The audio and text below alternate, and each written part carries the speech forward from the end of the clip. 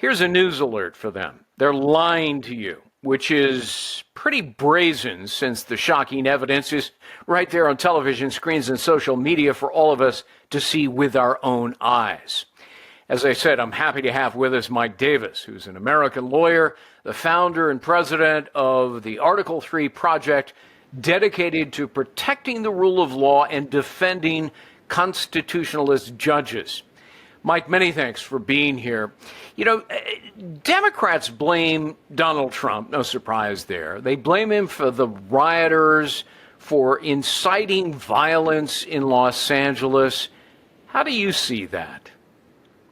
Well, now they're rioters because when this started, the Democrats said that they were peaceful, and we couldn't believe our lying eyes when we saw police cars getting burned and shops being looted on television. But now Democrats are moving from peaceful to that these are rioters, but it's Trump's fault because Trump called in the military to put down this riot because California Governor Gavin Newsom and Los Angeles Mayor Karen Bass have refused to do their jobs because they're so beholden to the left and these radicals. Remember this, it was Joe Biden who illegally mass imported and mass paroled over 10 million illegal aliens, including the most vicious terrorist in the Western Hemisphere, Tren de Aragua and MS-13.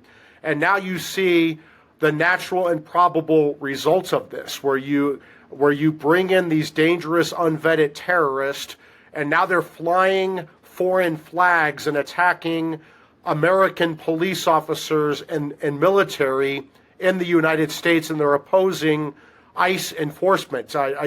If the governor of a state and a mayor of a major city refuses to protect their citizens, of course the president of the United States is going to do it. Yeah.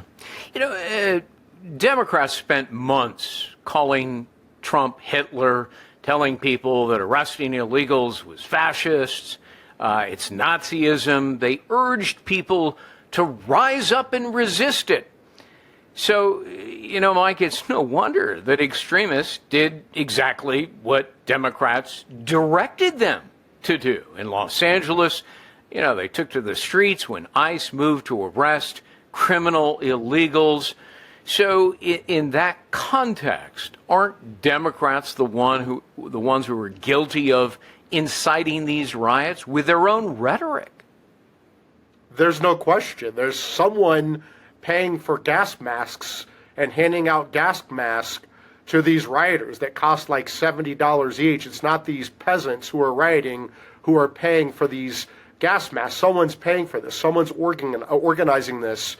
And I would say this, guess what? I don't think Pam Bondi and Todd Blanche and Kash Patel and others within the Trump 47 Justice Department are going to put up with this. That this is not Bill Barr's Justice Department, and I guarantee you that Pam Bondi is going to hunt down and arrest and prosecute these people who are doing this.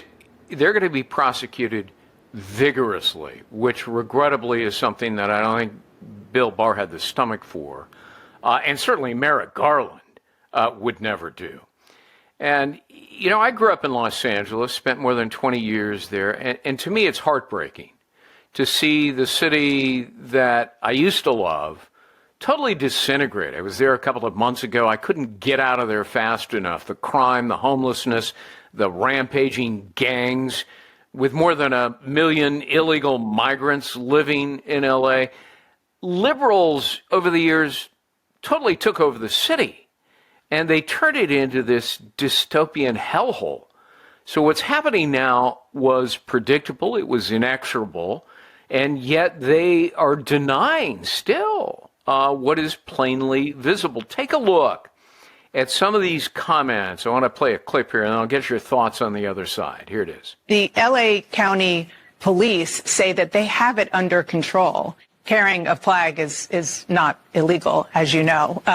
What did happen in 1992 was so different from what we're seeing now. I mean, that was a real riot. Video after video has shown that these agents are the ones provoking protesters and also making up, aggression by these protesters that later video shows people were not aggressive. We are having an administration that's targeting peaceful protests, people that are there to protest. The president is sending the National Guard because he doesn't like the scenes. He doesn't like the scenes of people peacefully protesting. Unrest is isolated. LA is home to millions of people, most of whom are having a normal day here on Sunday. You know, you've heard reports that there are riots on the streets of Los Angeles. That is not what's happening across the city of Los Angeles. Governor Newsom's right. There wasn't anything like a riot happening on Friday, Saturday. We just witnessed a protester thanking a National Guardsman for his service here in California. LAPD, by most estimates, had this under control last night. No, I don't think the National Guard is needed now. Things in L.A. are calm. There was a protest that got a little unruly late at night. There has been no violence where anybody that was protesting hit anybody, shot anybody, threatened anybody. Nothing has happened. What is just a bunch of people having fun watching cars burn. Most of those demonstrators were very peaceful.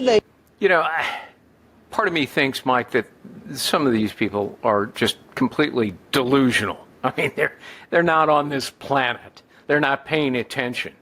But most of me thinks that they're just deliberate liars in the face of obvious facts. What do you think?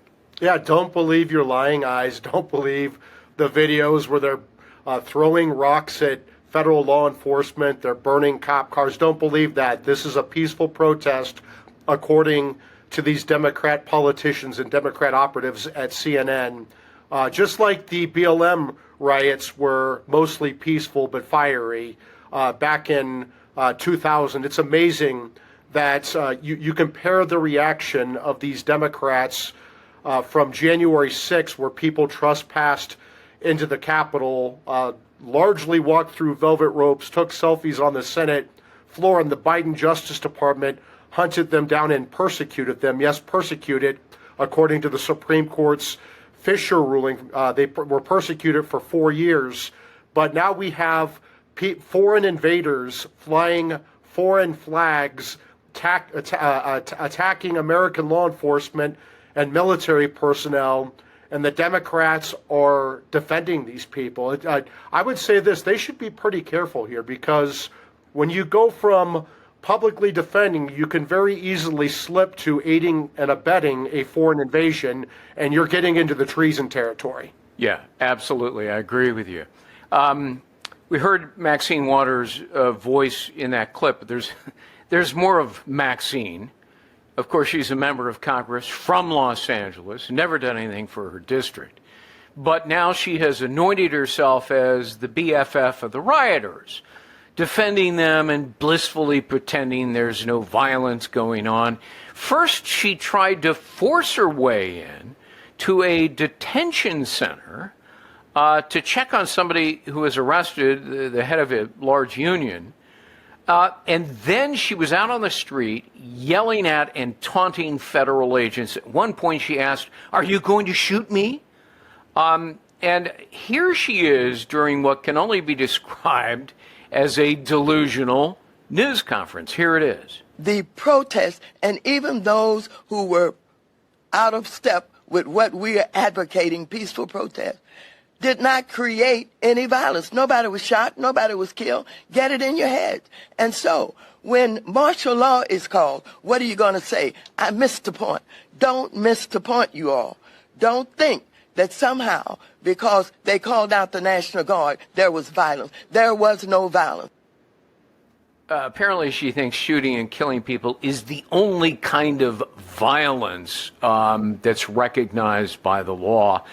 And she seems to think that when dozens of masked and hooded thugs, ransacked convenience stores, looted an Apple store — I watched that hideous video — she thinks that, well, it's just kids having fun, Mike.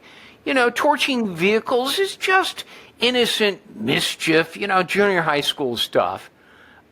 Is she the definition of gaslighting? Well, as an American, obviously, you want them to shut the hell up and try to calm the situation. But as a political hack like I am, I love this. I hope they keep putting out these woke idiots like Maxine Waters. I hope they keep talking for days and days and days, because the campaign ads are writing themselves. These morons didn't understand that they got crushed in this last election because of the illegal immigrant invasion by the Democrats. Over 10 million unvetted and unvettable illegal aliens, including foreign terrorists, putting them up in 4-star hotels, paying for their flights, giving them food, while they neglected real Americans in real America, like flood victims in the Southeast. So I hope these Democrats in New York and LA and these other left-wing enclaves keep running their big mouths for as long as they want. Yeah, I totally get that. What's interesting is that, so far, only one prominent Democrat has had the courage to speak the truth, Senator John Fetterman, who said that he stands for peace, peaceful demonstrations, free speech, but then he said, that's not what this is. And he called what we're seeing in Los Angeles anarchy and chaos. And he accused his fellow Democrats of losing the moral high ground for refusing to condemn setting cars on fire, destroying buildings, assaulting law enforcement. It invites the question, Mike, is there only one Democrat with an ounce of common sense and the courage to be honest? Yeah, I mean, John Fetterman's been great on the blatant anti-Semitism in the Democrat Party. The Democrat base seems to be Hamas and Tren de Aragua and MS-13. And that's who the Democrats are catering to. And it's unbelievable that this is today's Democrat Party. I was raised by Democrats. I was raised by old school liberals. My parents, my grandparents were old school liberals. Today's Democrat Party is unrecognizable. These are not liberals who love America and just disagree with conservatives on the best way to get there. These are leftist. These are Marxist. They hate America. They're trying to destroy America. They hate free speech. They believe in censorship. They hate equality. They believe in equity. They hate due process. They believe in politicized and weaponized law enforcement. Just imagine if these were conservatives or Christians or pro-life activists or Trump supporters doing this. There would be a whole different reaction from the Democrat operatives, today's Marxists, and there should be. I mean, our side does not act like this because we would never get away with it, as we saw on January 6th, with a heck of a lot more peaceful than these monsters are. What's striking to me, Mike, is Gavin Newsom's behavior in all of this. He has done nothing whatsoever to quell the violence. It's, the same level of incompetence that we saw with the LA fires. All he does is criticize Donald Trump. And apparently, he lies about it in the process. Take a listen to this Fox News. Gavin Newsom and President Trump. Gavin Newsom, after President Trump said in the noon hour in the Oval Office that he called him yesterday or the other day, Gavin Newsom tweeted the following. He said, quote, "There was no call. Not even a voicemail. Americans should be alarmed that a president deploying Marines on our streets doesn't even know who he's talking to." Well, President Trump contacted me from Air Force One on his way to Fort Bragg, North Carolina, where he'll be in just a little while. He said the first call to Gavin Newsom was not picked up. The second call Gavin picked up. We spoke for 16 minutes. I told him to essentially, quote, and this is quoting the president, "get his ass in gear and stop the riots, which were out of control more than anything else. This shows what a liar he is." Said I never called. So here is the evidence. And here is the call log that the president sent me from his phone. This was June the 7th. Now, granted, this was on Saturday. But look, there's 1:22 o'clock in the morning. Which would have been 10 o'clock at night, 10:22 at night, California time. There was an outgoing call for 4 seconds. And then there was an outgoing call for 16 minutes. So that from the president, which says is proof that he spoke to Gavin Newsom early in the morning, our time, late at night, Friday night, would have been June 6th, I guess, in Los Angeles. So, Governor, over to you for the response. I was going to say that's next, right? We're waiting to see what if Governor Newsom has a response to the president's essentially what he's has there is the receipt for what he says is the call that was made. It's all about in the long receipts. Conversation. Yeah, exactly. In a about the 16-minute receipts. conversation. As you mentioned, as things were heating up is the timing of that call, as things were really just beginning to get started. So it'll be interesting to see where this goes. Dan, as the president. Yeah, I mean, that speaks for itself. Did he really think there'd be no record of a phone call? My goodness. But, Mike, you're a very fine lawyer, and I want you to put your legal hat on here for this next question. Newsom is accusing Trump of violating state sovereignty by calling in the National Guard. He says it's unconstitutional. But the president is actually empowered by a particular federal statute, 10 U.S.C. 12406, Title 10 as it's known. And he is allowed to call in the National Guard to end civil disorder and protect federal officers and federal property under threat. I mean, just read Title 10. Trump does not need a governor's permission under law, particularly when a governor fails or refuses to act. And, reportedly Newsom is filing a lawsuit against Trump on this. How would you handicap that lawsuit?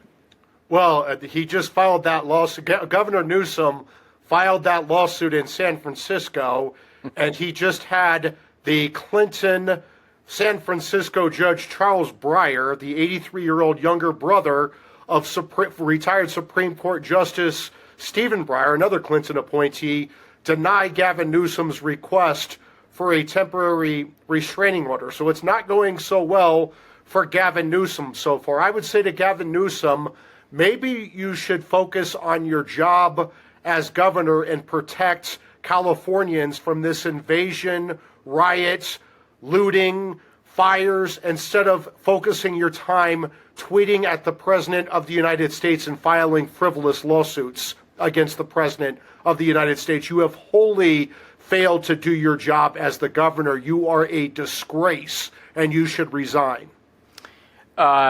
He was judge shopping, clearly. Instead of Los Angeles, the proper venue, he did it in San Francisco. And, that's what liberal groups and Democrats have been doing since Trump was sworn in January. They've been judge shopping. Every time Trump sneezes, they rush to the nearest favorable judge to get a temporary restraining order or an injunction. Sometimes it works, but ultimately when it goes to the U.S. Supreme Court, in most cases, Trump has been prevailing. So another form of lawfare, yet doesn't seem to be working as they envisioned. In some ways, Trump was acting preemptively. He wanted to make sure this wasn't a repeat of the summer of 2020, billions in damages during the riots, mostly BLM-driven riots. And, of course, what happened in 1992 in the aftermath of the Rodney King verdicts. I covered that case. Isn't it true that it's a fundamental duty of a president to enforce laws, protect citizens, and ensure public safety? And, Mike, isn't that what Trump is trying to do? Yeah, I mean, he has the inherent power to do that as the commander-in-chief. These are foreign invaders flying a foreign flag in a border state, and you're trying to tell me the president of the United States can't send in the military to put that down as commander-in-chief? Of course he can. Go back to the Federalist Papers. Even in the Federalist Papers, it talks about that the president has the power to repel a foreign invasion. Separate from that, you have the Insurrection Act. He's putting down a rebellion, and the governor of the state and the mayor of the largest city in the state are refusing to do their jobs. And so are we just supposed to let California burn again, and then the American taxpayers are on the hook to bail them out again? Do you think that these soldiers, these federal agents, want to leave their families and go to California and deal with this nonsense because the idiotic, ambitious governor and the woke, Marxist, Cuban revolutionary mayor of LA don't want to do their jobs? No, of course they don't want to do this. They'd rather see the governor and the mayor do their jobs. Yeah, and one of the things that I hear people misrepresenting on air is, the National Guard cannot be used to arrest illegal migrants. Now, what the National Guard is doing is protecting federal officers who are under siege and safeguarding federal property from being destroyed.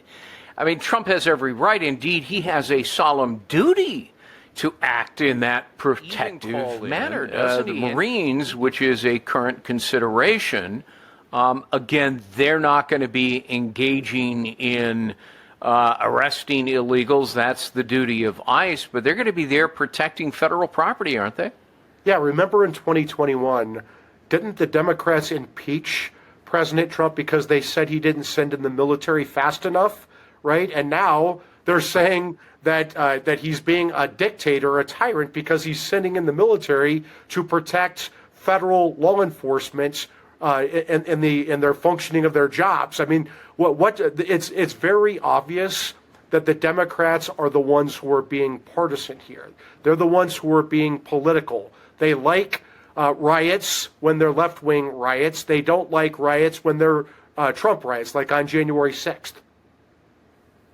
Yeah, my last question to you, Mike, is I've written several columns arguing that it's time to prosecute sanctuary officials who defy Trump's deportation orders.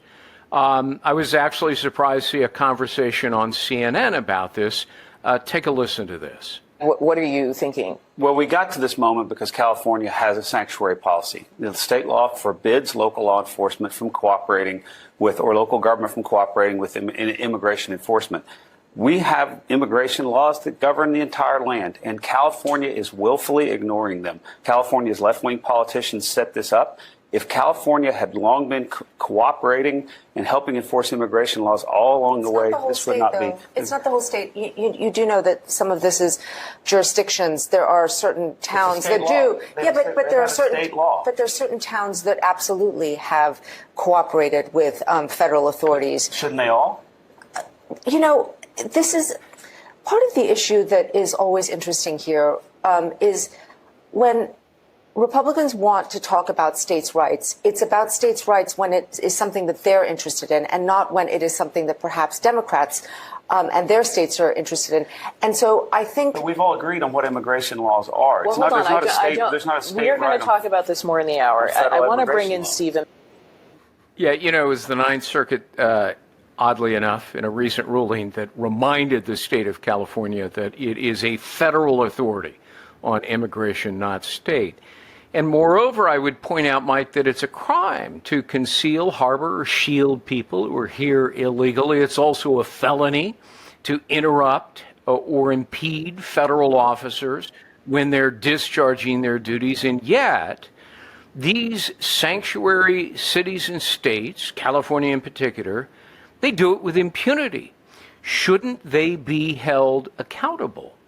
Yes. As you said, under the Constitution, under the Supremacy Clause, the federal government is in charge of immigration. And the states learned that the hard way in 2023 when they sued President Biden for his illegal mass parole of over 10 million illegal aliens. And the Supreme Court held that the states didn't have standing. That was their excuse not to rule on it. Look, and so now we have the federal government trying to enforce the laws passed by Congress and expel these illegal aliens, starting with the foreign terrorists and the most violent and dangerous of these 10 million, right? And you have these states. Look, states can't get commandeered by the federal government. You can't have states become puppets of the federal government. But as you know, Greg, that's where they cross the line from not being commandeered into being federal felons, is when they obstruct federal law enforcement, when they conspire to do that,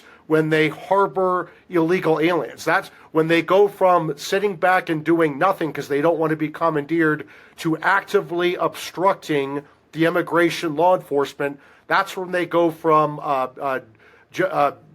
being bad citizens to being felons.